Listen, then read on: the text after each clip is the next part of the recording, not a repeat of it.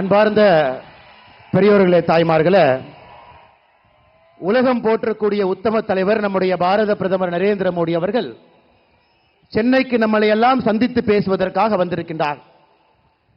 இதற்கு முன்பு சென்னைக்கு பல முறை நம்முடைய பிரதமர் அவர்கள் வந்திருந்தாலும் கூட இந்த முறை தன்னுடைய குடும்பத்தை பார்ப்பதற்காக வந்திருக்கின்றார். ஒரே இடத்துல ஆயிரக்கணக்கான தொண்டர்களை சந்தித்து உங்களிடம் பேசுவதற்காக வந்திருக்கக்கூடிய பாரத பிரதமர் அவர்களை உங்கள் அனைவரின் சார்பாக வரவேற்று மேடையில் இருக்கக்கூடிய நம்முடைய தலைவர்கள் அண்ணன் முருகன் அவர்கள் உட்பட பாரதிய ஜனதா கட்சியினுடைய எல்லா தலைவர்கள், ஐயா ஜி.கே. வாசன் அவர்கள், தமிழறிவு மணியன் அவர்கள், ஐயா பாரிவேந்தர் அவர்கள், ஐயா ஏசி சண்முகம் அவர்கள், ஐயா ஜான் பாண்டியன் அவர்கள் உட்பட மேடையில் இருக்கக்கூடிய எல்லா கூட்டணி கட்சியினுடைய தலைவர்கள், அண்ணன் தேவநாதன் யாதவ் அவர்களும் உட்பட மிக முக்கியமாக இங்கே வந்திருக்கக்கூடிய நம்முடைய அன்பு சொந்தங்கள், சகோதர சகோதரிகளே, நம்முடைய மத்திய அமைச்சர் அண்ணன் முருகன் அவர்கள் சொன்னார்கள் மோடியினுடைய குடும்பம் என்று சொன்னார். பீகாரில் லல்லு பிரசாத் யாதவ் சொல்றாரு மோடிக்கு குடும்பம் இல்லையாமா. அப்ப நாமெல்லாம் யாருங்க? லல்லு சொல்லுகின்றார் மோடி அவர்களுக்கு குடும்பம் இல்லை, தனி மனிதன் என்று சொல்லுகின்றார். 142 கோடி மக்கள் நாம் இருக்கும் பொழுது மோடி அவர்களுடைய குடும்பம் நாம தானுங்க. அதனால் நீங்கள் அனைவரும் உறக்க சொல்ல வேண்டும், மோடியின் குடும்பம் நாம் என்று சொல்ல வேண்டும். மோடியின் குடும்பம், மோடியின் குடும்பம், மோடியின் குடும்பம். ஐயா, இவங்களுக்கு கண்ணு எப்படி தெரியுதுன்னா கோபாலபுரத்தினுடைய குடும்பம் மட்டும்தான் கண்ணுக்கு தெரியும். அந்த குடும்பத்திலே பிறந்து வளர்ந்து அவர்கள் நன்றாக இருக்க வேண்டும் என்று நினைக்கக்கூடிய திமுகவினுடைய குடும்பம். பீகாரில் தொடர்ச்சியாக ஒரே குடும்பம் ஆட்சியில் இருக்க வேண்டும் என்று நினைக்கக்கூடிய லல்லு பிரசாத் யாதவ் அவர்களுடைய குடும்பம் 17 வயதிலே தன்னுடைய வீட்டை விட்டு இந்தியா முழுவதும் சுற்றித் திரிந்து இன்னைக்கு கிட்டத்தட்ட ஒரு யோகியாக தன்னுடைய வாழ்க்கை முழுவதுமே மக்களுடைய முன்னேற்றத்திற்காக அர்ப்பணித்திருக்கக்கூடிய பாரத பிரதமர் நரேந்திர மோடி அவருடைய மொத்த குடும்பமும் 142 கோடி மக்கள் இங்கே அமர்ந்திருக்கின்றோம் சகோதர சகோதரிகளை. ஐயா, அது மட்டும் இல்லைங்க, இந்த தேர்தலில் நான் மோடி ஐயாவுடைய குடும்பம் என்று அவர்களோடு நிற்கும் பொழுது கோபாலபுரத்தினுடைய குடும்பத்தையும் திமுகவில் சிற்றரசர்கள் போல தமிழகம் முழுவதுமே வளர்ந்திருக்கக்கூடிய 4வது தலைமுறையாக அரசியல் இருக்கக்கூடிய எல்லா குடும்பத்தையும் அரசியல் இருந்து அகற்ற வேண்டிய நேரமும் இது சகோதர சகோதரிகள். 2024 பாராளுமன்ற தேர்தல் ஒரு அற்புதமான வாய்ப்பு நமக்கு கொடுத்திருக்கிறது. நிச்சயமாக நாம் இதை பயன்படுத்தி மோடியினுடைய குடும்பமாக இருக்கக்கூடிய நம்முடைய தமிழ் சொந்தங்கள் எல்லாம் இந்த முறை பட்டி தொட்டி எல்லாம் 400 எம்பிக்களை தாண்டி மோடி அவர்கள் வரும் பொழுது தமிழகத்திலிருந்து 39 எம்பிக்களையும் அனுப்பி வைக்க வேண்டிய தலையாய கடமை நமக்கு இருக்கிறது சகோதர சகோதரர்கள்.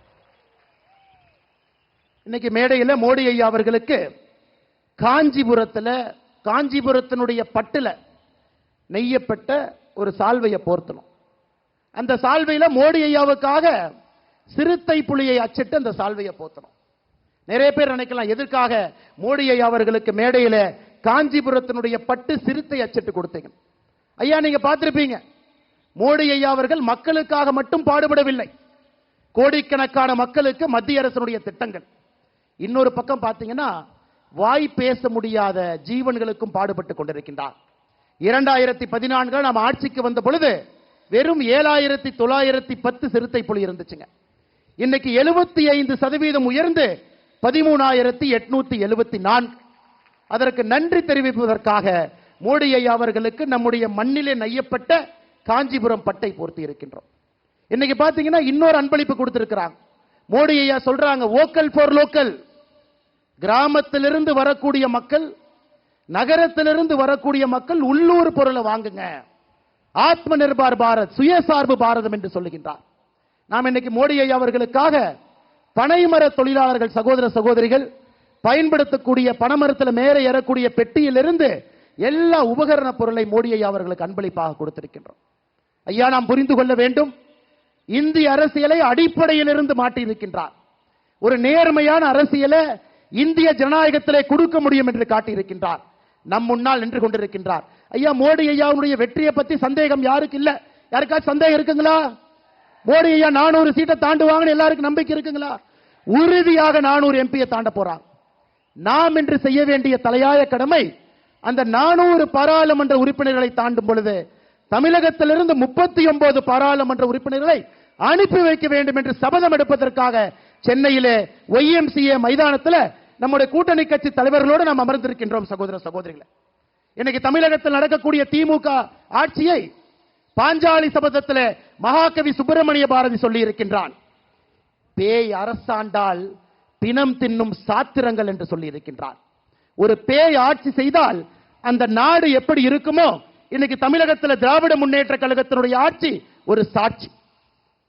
கொள்ளக்காரனுக்கு, மண்ணு கடத்துறவனுக்கு, சாராய விற்கிறவனுக்கு, கஞ்சா விற்கிறவனுக்கு இந்த நாட்டிலே முதல் மரியாதை. சாதாரண பொதுமக்களுக்கு மரியாதை இல்லைங்கய்யா. பேய் அரசாண்டால் பிணம் தின்னும் சாத்திரங்கள் என்று பாஞ்சாலி சபதத்திலே மகாகவி சுப்பிரமணிய பாரதி சொன்னது போல நடக்கக்கூடிய ஆட்சியை அகற்ற வேண்டிய நேரமும் காலமும் நமக்கு வந்துவிட்டது சகோதர சகோதரி. அதனால் பொறுமையாக மோடி ஐயாவுடைய பேச்சுக்காக காத்திருக்கக்கூடிய எல்லா சகோதர சகோதரிகளுக்கு ஒரே ஒரு சங்கல்பத்தை எடுத்து செல்வோம், ஒரு தவமாக வேலை செய்வோம். அடுத்த 60 நாட்கள் இந்திய அரசியல்ல மிக முக்கியமான 60 நாட்கள். காரணம், இன்னைக்கு எல்லாம் நாளைக்கு பத்தி யோசிச்சுட்டு இருக்காங்க. மோடி ஐயா நேற்று மந்திரி சபை கூட்டத்தில் அடுத்த 25 ஆண்டுகளுக்கான திட்டத்தை போட்டுவிட்டு வந்திருக்கின்றார். The politicians of today, they think about tomorrow morning. We have a Prime Minister Honorable Narendra Modi ji who has prepared the vision for the next 25 years. Next 25 years, he got a vision in his hand. He is not going to rest till India becomes the #1 country in the world. அப்படிப்பட்ட அற்புதமான தலைவனை பெற்றிருக்கின்றோம். 25 ஆண்டுகளுக்கான திட்டத்தை கையிலே வைத்திருக்கின்றார். அதற்கான அடித்தளத்தை 2024 அமைப்பதற்கு தயாராக இருக்கின்றார். அதனால் மோடியோடு நிற்போம்.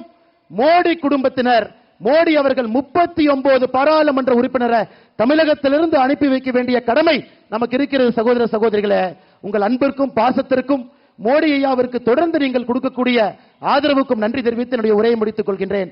நன்றி, வணக்கம். பாரத் மாதா கி, பாரத் மாதா கி. நம்முடைய குடும்பம், நம்முடைய குடும்பம், நம்முடைய குடும்பம்.